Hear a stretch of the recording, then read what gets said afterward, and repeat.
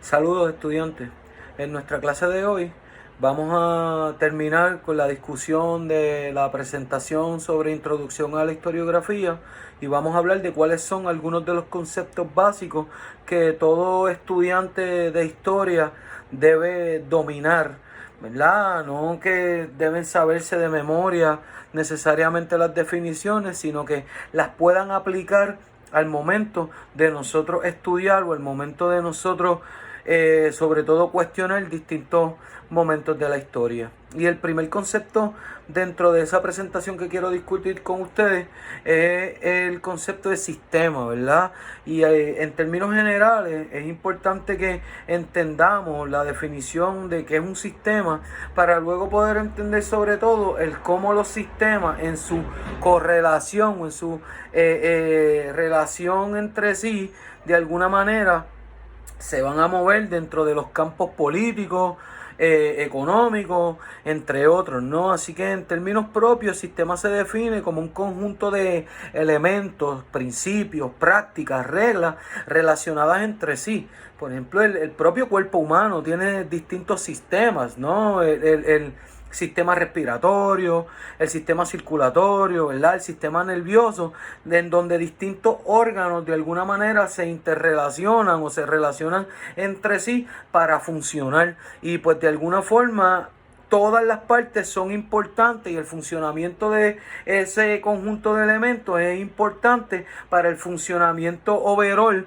de ese sistema. Así que en ese sentido es importante que entendamos, ¿verdad?, que quizá la característica general de todos los sistemas es que están relacionados entre sí, entre sus partes, y que todas sus partes de alguna manera son las que hacen que ese sistema funcione. En términos, ¿verdad?, de los sistemas económicos, que es nuestra próxima definición, disculpen, hablamos de un conjunto de actividades que se realizan para sobrevivir dentro de una sociedad. Es decir, que la suma de todas las actividades que llevan a cabo los seres humanos dentro de una sociedad para sobrevivir, ¿no?, pues se considera su sistema económico. Así que podemos hablar de sociedades complejas, capitalistas, industriales, que tienen sistemas económicos complejos.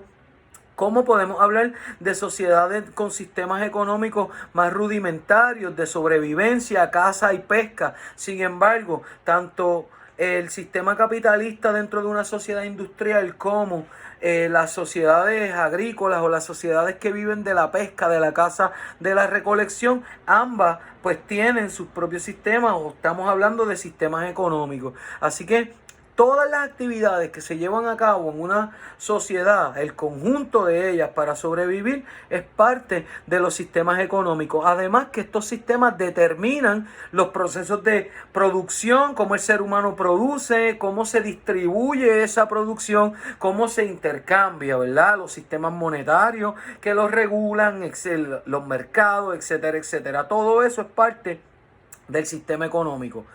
Por otro lado, los sistemas políticos se definen, ¿verdad?, como que determinan, ¿verdad?, o los sistemas políticos, perdónenme, definen o determinan cuál es la estructura y el tipo de gobierno que se establece o que se impone en una sociedad. Así que sean gobiernos democráticos, como veremos más adelante, en donde hay participación del pueblo, sean gobiernos totalitarios, en donde se limita la participación, donde se limitan los derechos que tiene el pueblo dentro de esa sociedad o dentro de ese gobierno, ambos son parte de un sistema político, porque overall todo sistema político determina cuál es la estructura y el tipo de gobierno en una sociedad, en un país, en una nación. ¿Okay? Para continuar, ¿qué es una sociedad entonces? Es un grupo de personas que componen un pueblo, que componen una nación y que por lo general comparten una serie de características en términos de la cultura, en términos pues del aparato económico, en términos pues obviamente del sistema político que las rige. Así que las sociedades se componen de grupos de personas, ¿verdad?, que forman parte de eso que llamamos un pueblo, un país, una nación. Es importante también destacar que las sociedades no son homogéneas, que dentro de las sociedades podemos encontrar múltiples, ¿verdad?, grupos, prácticas culturales, etcétera, pero de alguna manera va a existir algún tipo de relación entre los miembros de una sociedad, ya sea desde el contexto político, económico, cultural, social, educativo, etcétera, etcétera. ¿Qué es el Estado, no? Para efectos de este material y para efectos de lo que estamos discutiendo, cuando nosotros hablamos de el Estado, estamos hablando del organismo de gobierno de un país. Es decir, aquí nos referimos, cuando decimos Estado, al gobierno. Por lo tanto, podemos hablar del Estado mexicano, del Estado brasileiro, del Estado canadiense, y a lo que nos estamos refiriendo es al gobierno y a la estructura política entonces que tiene México, o que tiene Canadá, o que tiene X o Y país. ¿Okay? Por lo general, los estados o los gobiernos se componen en su mayoría, sobre todo dentro de sistemas políticos democráticos, de distintos partidos u organizaciones políticas que representan al pueblo, o en teoría representan al pueblo, ¿no? Porque un partido al final es una organización que lo que busca es colocar personas dentro del Estado, dentro del gobierno, con el fin, obviamente, de representar a quienes eligen a esos funcionarios. Así que al final, los partidos políticos son organizaciones que buscan colocar personas dentro del Estado para de alguna manera que el pueblo se vea representado dentro de ese gobierno. Sin embargo, no podemos olvidarnos que también hay otros grupos, otras organizaciones, otras instituciones no estatales que crean espacios de debate público y que pueden influir directa o indirectamente en las decisiones del gobierno. Y eso se conoce como la sociedad civil. Todos nosotros, independientemente tengamos ideales distintos, cultura distinta, somos parte de la sociedad civil. Incluso ustedes, que aunque no necesariamente tienen la edad para ser votantes, es decir, no tienen necesariamente la edad para ser parte integral de un partido político, sí son parte de la sociedad civil y también pueden ser parte de estos grupos que impulsan cambio social, que influyen sobre el gobierno. Piensen, por ejemplo, en lo que se está viviendo en los Estados Unidos actualmente con el movimiento del Black Lives Matter, ¿no?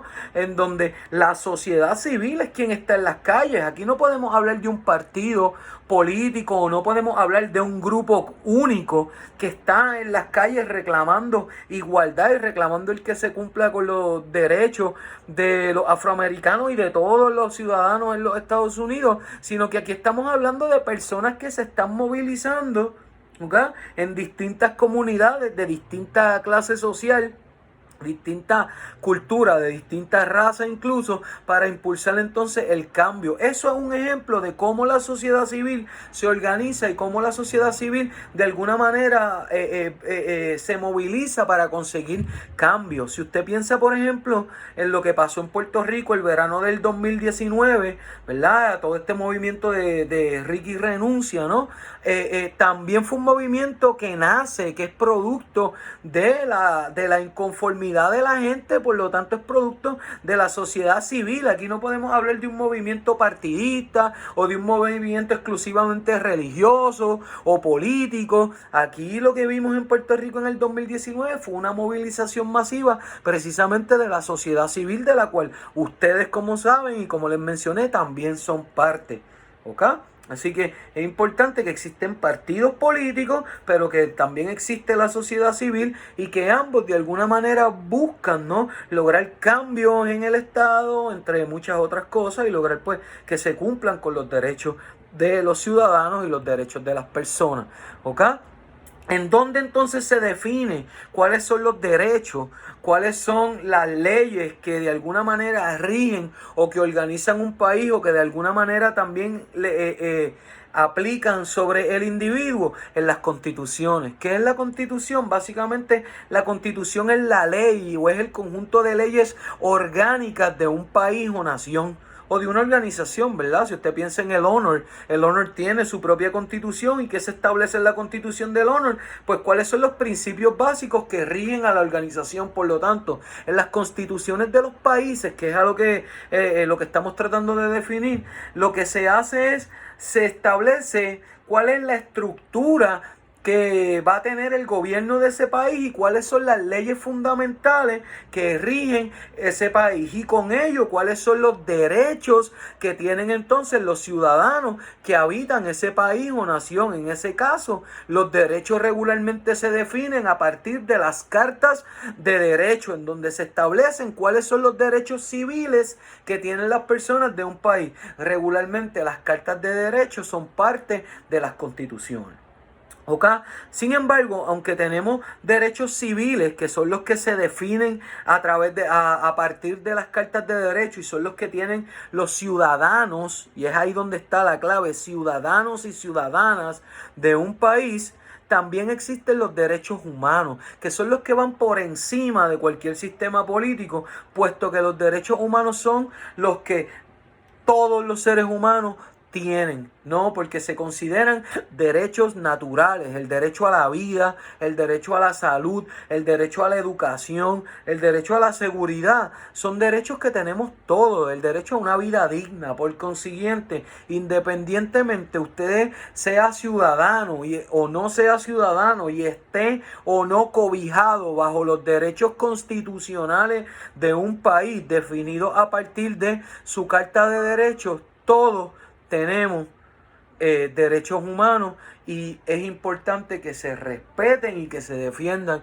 los derechos humanos de todos los seres humanos por igual. No importa la denominación política, no importa la cultura, no importa la raza, no importa la religión, no importa la preferencia sexual. Todos tenemos derechos humanos, derechos naturales, y es importante que los respetemos y que sobre todo luchemos por esos derechos y por defenderlos y porque se le den a quienes no realmente los tienen, o que los tienen pero los estados o los gobiernos no los defienden o no los garantizan. ¿Qué es un sistema democrático entonces? Es una forma de gobierno en donde el poder político recae sobre los ciudadanos. Es decir, los ciudadanos en ese país o nación tienen el poder, tienen el derecho entonces de nominar y de escoger a las personas que los rigen, a las personas que los gobiernan. ¿Okay? Sin embargo, también existen sistemas políticos totalitarios en donde un solo partido o una sola ideología tienen poder sobre todo el gobierno, o simple y sencillamente se limita la participación política y democrática de los ciudadanos, y sobre todo se limitan los derechos civiles. Es interesante, ¿verdad?, como muchas veces nosotros nos vemos como un país democrático, como vemos a los Estados Unidos como un país democrático. Sin embargo, hemos visto que históricamente solamente han gobernado dos partidos. En el caso de Puerto Rico, el Partido Popular y el Partido Nuevo Progresista. En el caso de los Estados Unidos, el Partido Republicano y el Partido Demócrata. Y eso nos lleva a preguntarnos, bueno, ¿qué nivel de democracia vivimos, no? ¿O hasta dónde llega esto que decimos la democracia? Cuando, si partimos de la definición, ¿no?, de gobiernos totalitarios, se entiende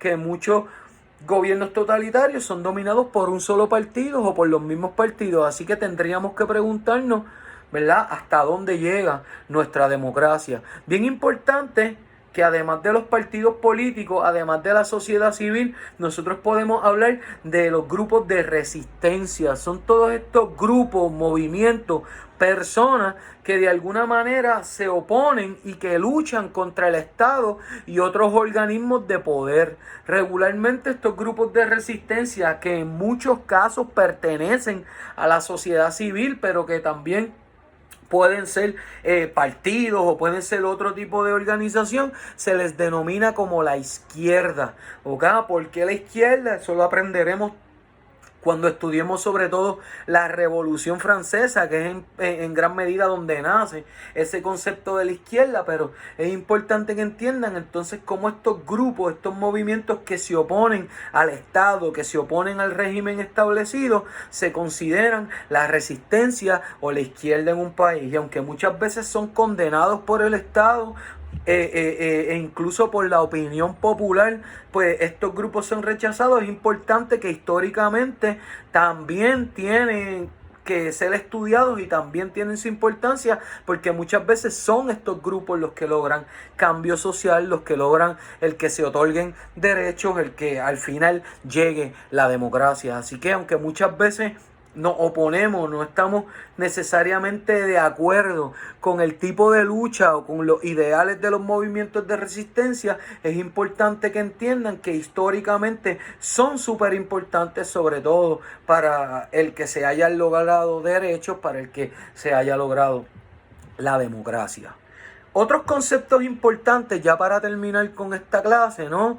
El concepto de cultura, subcultura y contracultura. Todos van por la misma línea, todos son estudiados por, entre otras líneas, ¿verdad? La antropología, ¿verdad? Porque quien en propiedad estudia la cultura, pues son los antropólogos, ¿no? Aunque nosotros como historiadores, los economistas, en la publicidad, pues etcétera, etcétera, también se estudia pues la cultura de los pueblos. Es importante tenerlos presentes. ¿Qué es la cultura? Pues la cultura es el conjunto de valores, normas, creencias que de alguna manera definen a una sociedad. Y de la misma manera que dijimos que la sociedad en sí misma es heterogénea, la cultura también es heterogénea, ¿no? Hay distintos elementos que definen lo que es la cultura de un país o de una región, y que pues todos a su vez tienen importancia y tienen valor dentro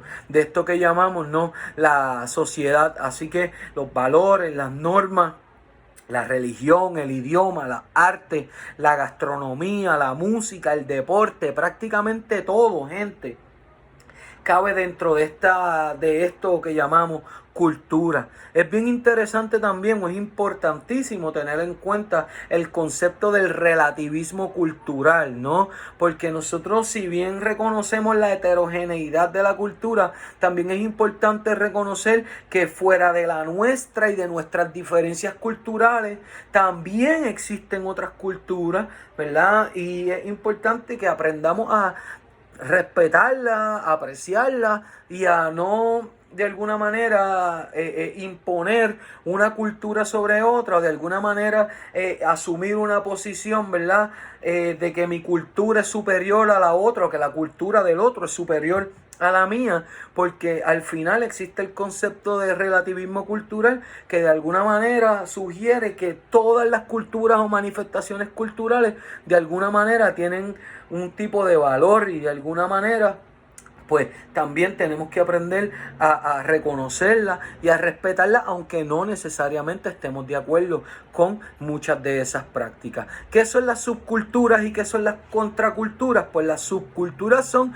grupos o subgrupos dentro de una sociedad que tienen sus propios valores, que tienen sus propias normas o sus propias creencias, pero que no necesariamente esas normas o creencias se oponen a los valores establecidos por la llamada cultura dominante o por la llamada cultura oficial. Así que en ese sentido, dentro de una misma sociedad, dentro de una misma cultura, existen grupos subculturales que adoptan posiciones propias, que adoptan normas, creencias, valores particulares, pero que esas normas o creencias no son opuestas a las de la cultura dominante. Un ejemplo, la Girl Scout o los Boy Scouts, ¿no? Es un ejemplo de una subcultura, el cómo los Girl Scouts y los Boy Scouts tienen sus propios valores, dentro de su organización tienen sus propias normas, sus propias creencias, e invitan, ¿verdad?, a más personas a ser parte y a practicar muchas de ellas sin necesariamente oponerse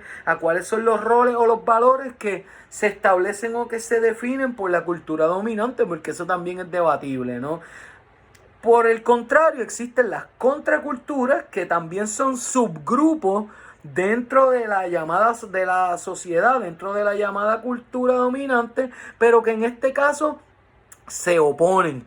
Tienen sus propios valores, tienen sus propias creencias, pero muchas veces esos valores o esas creencias rechazan o son opuestos a los valores que se definen o que se establecen dentro de la llamada cultura dominante. ¿Y son importantes estudiarlos dentro de la historia? Sí, también es importante al momento de nosotros estudiar eventos históricos tener en cuenta cuáles son las manifestaciones culturales, que es lo que se nos presenta a partir de la cultura oficial, pero también cuáles son las subculturas y los grupos contraculturales que también son motivo de estudio y muchas veces son objetos de cambio, ¿verdad? Porque muchas veces, como dije ahorita, esas contraculturas se van a convertir también en grupos de resistencia, ¿no? Que muchas veces impulsan cambios o transformaciones sociales, económicas, políticas, etcétera, etcétera, y culturales también. De hecho,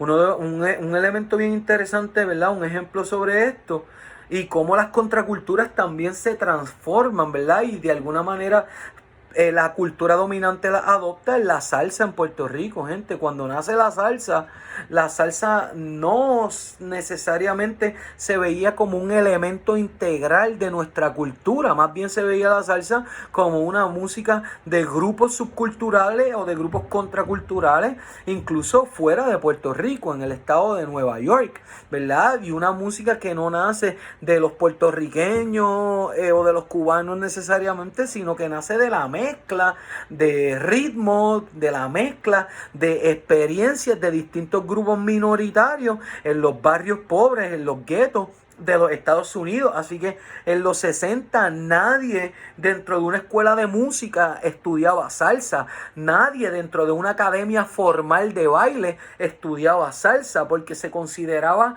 la salsa una música, un ritmo representativo de unas contraculturas o de una subcultura, y no se veía como parte de la cultura puertorriqueña. Sin embargo, hoy por hoy, ¿quién niega que la salsa es un elemento que nos define como puertorriqueños, como caribeños, ¿verdad?